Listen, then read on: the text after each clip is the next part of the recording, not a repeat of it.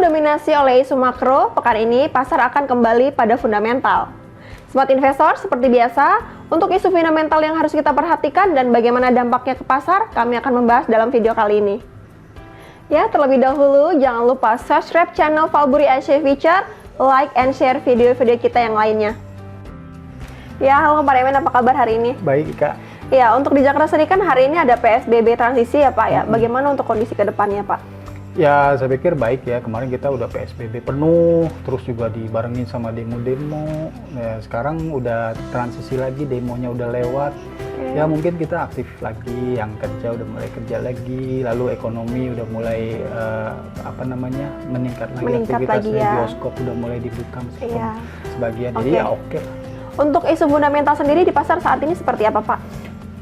Setelah pekan lalu, dominan isu makro seperti stimulus fiskal lanjutan, lalu pandemi, dan juga isu pemilu presiden Amerika Serikat. Pekan ini pasar kemungkinan akan kembali ke isu fundamental berdasarkan rilis data-data periodik ya.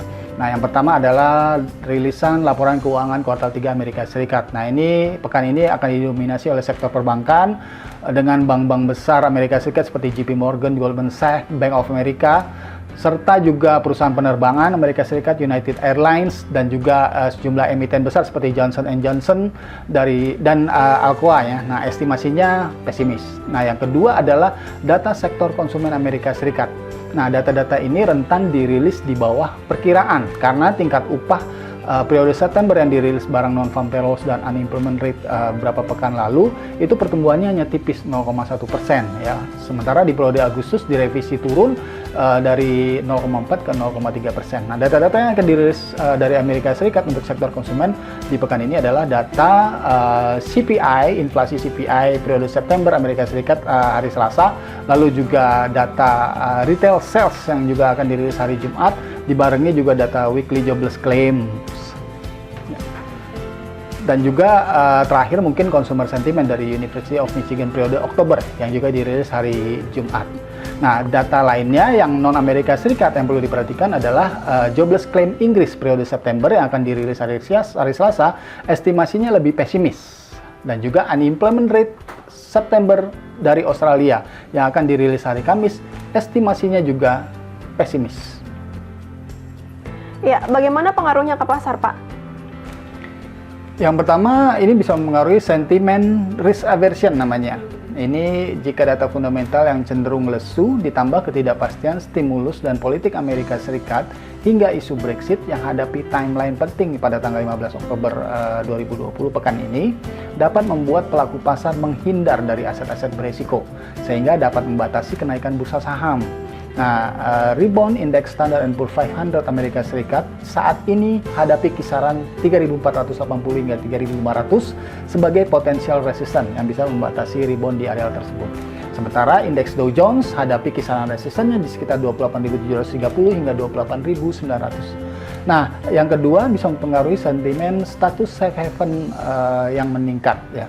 Nah, aset-aset yang aman risiko akan didekati pelaku pasar, khususnya US dollar. Sehingga tekanan US dollar dalam 2 pekan lalu, di pekan ini bisa kemungkinan terbatas dengan kisaran di areal 72.70 hingga 92.70 hingga 92.00 sebagai potensial supportnya.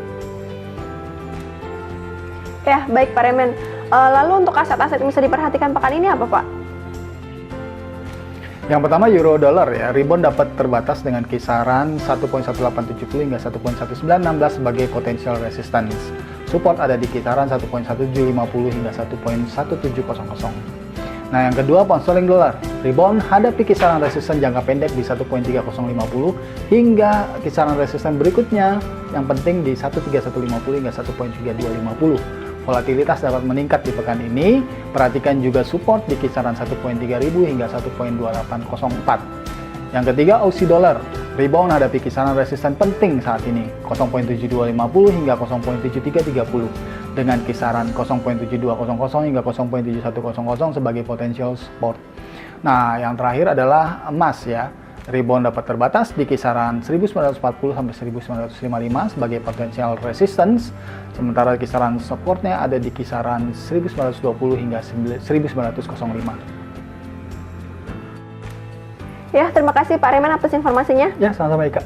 Ya, Smart Investor, setelah melemah 2 pekan terakhir, isu fundamental pekan ini dapat tingkatkan peran safe haven USD dan batasi pelemahannya. Saya Ika Indriani. Saya Reman Abadi. Sampai jumpa.